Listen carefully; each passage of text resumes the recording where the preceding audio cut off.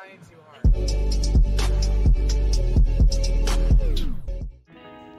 Hey guys, welcome back. It's been 2 weeks, so it's time to finally bottle this beer up. So let's get started.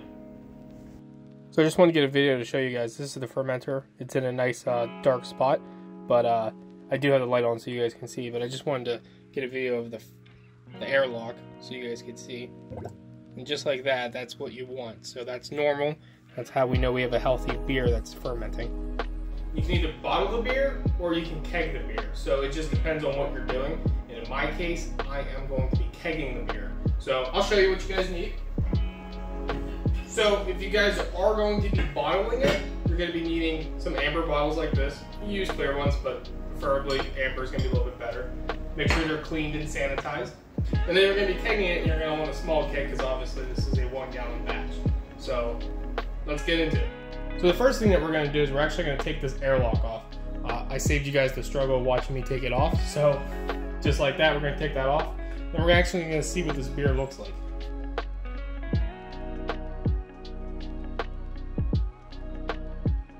So inside the sink, I actually have all my stuff sanitizing. So some of the stuff that is sanitizing is going to be my siphon. So I'm going to siphon the beer into the keg. My corny keg lid.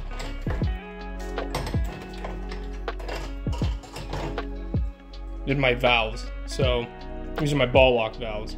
So again, I'm going to let that all sanitize for a little bit. And we'll get into actually putting this beer into the keg. Okay, so before we even add the beer, we need to purge our keg.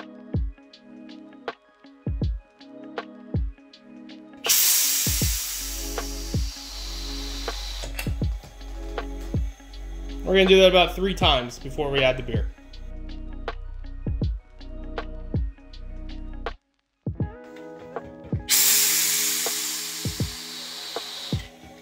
All right, good. So now we're gonna wanna shut the gas off and we're gonna open up the keg.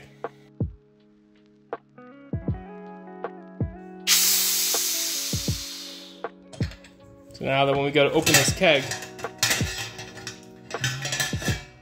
you're gonna see it looks kind of smoky in there. I don't know if you guys can see that, but that's what we want. So now it's time to add the beer. So this is my siphon. So mine has this like filter on it. I don't know if you guys can see that. So that allows me to like not get any of that grainy stuff that's inside the beer. So we're gonna go ahead and we're gonna put this in. We're gonna make sure we put this right up against the side of the keg so we don't get any air bubbles. This is gonna take a while.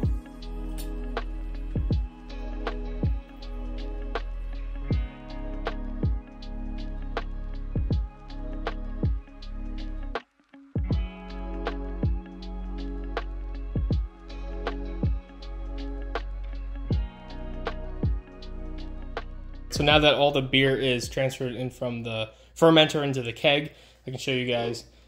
That is the stuff that you guys do not want. So just leave that behind. Don't put that in your bottles or your keg if you're kegging it. Leave that stuff behind. I also forgot to tell you, whenever you go to put the keg on the finished beer, you're going to want to purge it one more time.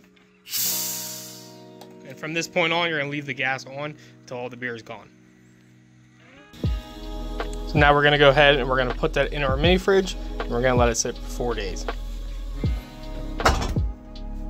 So that's it. Unfortunately, I wasn't able to show you guys the bottling part of it because I'm not bottling it, I kegged it. But for now, I'm going to let it sit in that refrigerator for 4 days, let it get cold, and then I'll be able to try it. So the next video I'm going to show you guys is actually me trying the beer, seeing what I like about it.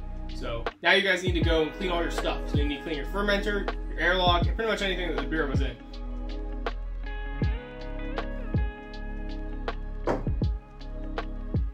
And there it is. That's your finished product. Smells pretty good.